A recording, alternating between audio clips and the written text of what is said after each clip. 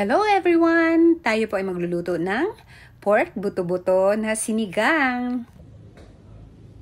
Magandang araw! Nagluto na naman po tayo ngayon ng ating pananghalian. At ayan nga ang ating niluluto ngayon po ay magluluto tayo ng sinigang na baboy. At ayan po, pinalalambot ko na po yung ating karne. At ayan, malambot-lambot na yan. Kaya ilalagay ko na yung ating sibuyas, kamatis. Pinalalambot ko po muna ng kaunti ang ating kamatis at ang ating baboy. Ano ba yan? Nagkalito-lito na ako sa pagsasalita ko. Ayan po. At syempre, teka, ilalakas ko na muna ang apoy. Pinahinaan ko kanina dahil para bumagal na yung niya. Ayan, nilagay na natin ang ating sibuyas at kamatis at ilalagay ko na rin ang ating gabi. At palalambutin po natin yan para durugin. Gusto ko kasi sa gabi yung durug na durug dyan sa sinigang para para masarap yung sabaw. Ayan, tapos buto-buto po yung ating kinuhang karne pero may konting buntot ng baboy. Ayan. Mamaya ulit atin muna sisimmer ulit yan hanggang lumambot ang ating gabi. Ayan, ang ating kamatis ay luto na. Oops. Ang bango na guys. Ilalagay na natin ang ating ibang ingredients like asin. Lagyan na natin ang asin. Hindi ko siya nilagyan kanina kasi para lumambot agad. Bechin, hindi natin ilalahat. At yung ating sinigang mix.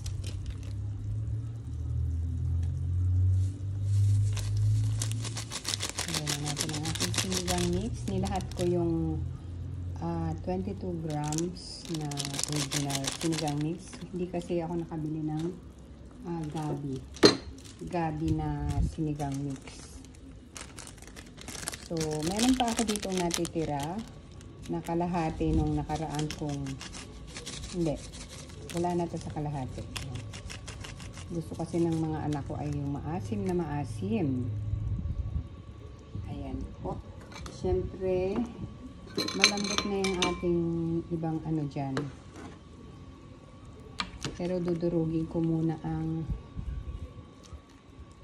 dinudurog ko muna yung gabi para lumapot yung sabaw. Pero kailangan kong gamitan ng tinidor. Wait lamang. Dudurugin muna natin ang gabi. Huwag maingay muna dyan. Yan, ganito ang ginagawa ko sa gabi pag malambot na siya. Dinudurog ko para lumapot yung sabaw. Ganyan siya. Tinidor lang yung pangdurog. Ayun, nasaan ang ibang gabi na durog na yata. Ayan o, malambot na yung gabi. Ayan.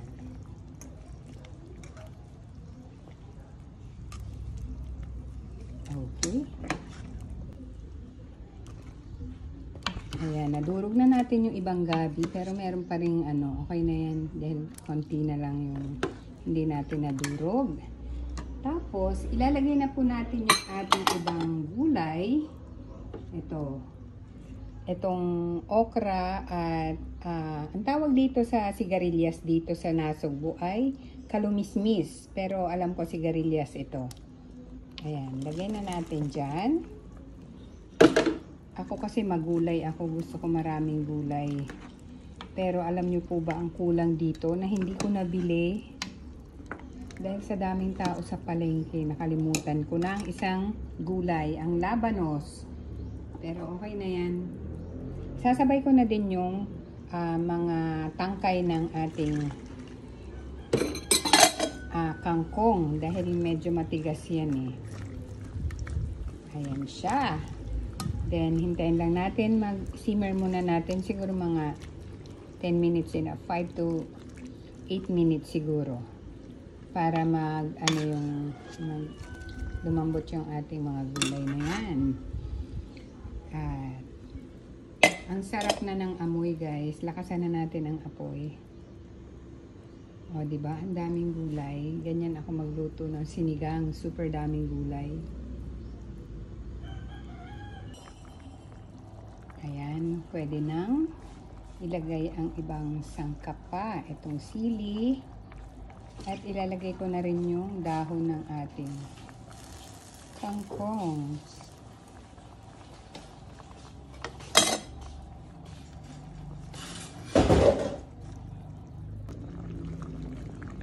Ayan. So, pwede na itong patayin dahil ayaw ng aking mister ng labog na gulay. Ayan, ang sarap na ng amoy, guys. Late ng ating tanghalian. Oops. Ayan, ang sarap na po ng ating sinigang na buto-buto ng baboy. Super love it. Yan lamang po. Maraming salamat. Patayin na natin. Kakain na tayo. Yan lamang. Ready na ba ang lahat kumain ng sinigang? Ang daming lahok. Ayan, samahan niyo po ako sa aking video na ito sa pagluluto ng sinigang na buto-buto ng baboy. Tara na!